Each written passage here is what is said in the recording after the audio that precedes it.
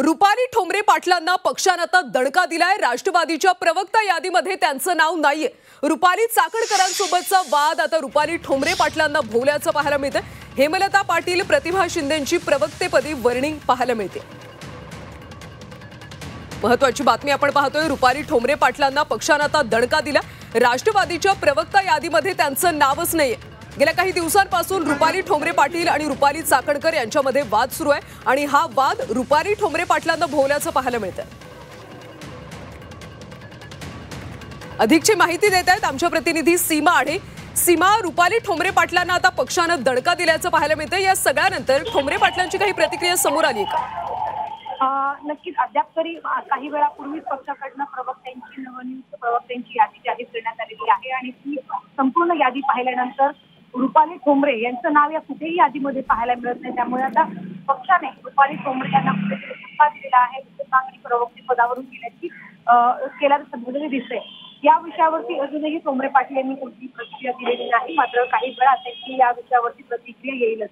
आपण पाहतोय की मागील काही दिवसांपासून रुपाली ठोंबरे आणि रुपाली चाकणकर यांच्यामध्ये अंतर्गत वाद जे आहे ते सुरू आहे। तर रुपाली ठोंबरे या चाकणकरांच्या विरोधात आक्रमक भूमिका, उघड भूमिका देताना आपल्याला पाहायला मिळतात। माध्यमांवरती येऊन नेहमी त्यांच्या विरोधात बोलतात। त्यामुळे आता ही सगळे प्रकरण रुपाली ठोंबरे यांना भोवल्याचं सध्या आपल्याला पाहायला मिळत आहे। एक आक्रमक चेहरा म्हणून रुपाली ठोंबरे यांच्याकडे बघितलं जायचं, मात्र पक्षाने अशा प्रकारे त्यांच्यावरती कारवाई केली का? पक्षाची त्यांच्यावरती नाराजी या यादीच्या माध्यमातून कुठेतरी आपल्याला पाहायला मिळत आहे।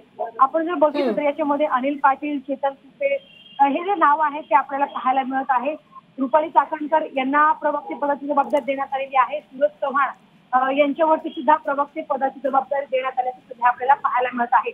एका प्रकरणावरून सूरज चव्हाण यांचा राजीनामा जो आहे तो घेण्यात आलेला होता। कारवाई जी आहे ती करण्यात आलेली होती। मात्र आता प्रवक्ते पद देऊन सूरज चव्हाण असेल, रुपाली चाकणकर असेल, मग प्रतिभा शिंदे असतील, नक्कीच सीमा तुम्हाला थोडंसं थांबवते। आपण पाहतोय की सूरज चव्हाणांना प्रवक्ते पदाची संधी देण्यात आली। अमोल मिटकरींचं नाव सुद्धा प्रवक्तेपदी नाहीये। रुपाली ठोंबरे पाटील आणि अमोल मिटकरी यांची उचल मागणी केल्याचं सध्या पाहायला मिळते। राष्ट्रवादीच्या प्रवक्ता यादीमध्ये यांची नावं नाहीयेत। त्यामुळे पक्षानं रुपाली ठोंबरे आणि अमोल मिटकरी यांना दणका दिल्याचं एक प्रकारे चित्र पाहायला मिळते। हेमलता पाटील आणि प्रतिभा शिंदे यांची प्रवक्तेपदी वर्णी लागली। महत्त्वाची बातमी आपण पाहतोय, आगामी निवडणुकांसाठी राष्ट्रवादीकडून प्रवक्त्यांची यादी आता जाहीर करण्यात आली। मात्र या यादीमध्ये रुपाली ठोंबरे पाटील आणि अमोल मिटकरी यांना सुद्धा पक्षानं दणका दिल्याचं पाहायला मिळते। रुपाली चाकणकर यांच्यासोबतचा वाद ठोंबरे पाटलांना भोवल्याचं पाहायला मिळतं। हेमलता पाटील आणि प्रतिभा शिंदे यांची प्रवक्तेपदी वर्णी लागल्याचं चित्र पाहायला मिळतं। पुन्हा आपण जाऊयात आमच्या प्रतिनिधी सीमा आढे यांच्याकडून। सीमा, एक महत्त्वाची अपडेट म्हणजे अमोल मिटकरी यांचं नाव सुद्धा प्रवक्तेपदावर नाहीये। नक्कीच खरं तर हे दोन महत्वाची नावं, ही नावं नेहमीच आपल्याला माध्यमांवरती पाहायला मिळत होती। जेव्हा जेव्हा एखादा विषय पक्षासंदर्भात बोलायचा असायचा तेव्हा रुपाली ठोंबरे आणि सोबतच अमोल मिटकरी ही नावं खरं तर सगळ्यांना दिसायची। मात्र ही दोन नावं या यादीमध्ये दिसत नाहीये। रुपाली ठोंबरे यांना रुपाली चाकणकर यांच्यासोबतचा जो वाद आहे तो भोवल्याचा आपल्याला या ठिकाणी पाहायला मिळत आहे। तर काही दिवसांपासून अमोल मिटकरी यांच्यावरती सुद्धा पक्षाची नाराजी आहे का अशी चर्चा पडद्यामागे सुरू होती। त्यांच्या भूमिका किंवा त्यांच्या पत्रकार परिषदा मागील काही दिवसांपासून बंद झालेल्या होत्या, ते कुठेही दिसत नव्हते आणि आता यादीमध्ये सुद्धा त्यांना वगळण्यात आलेला आहे।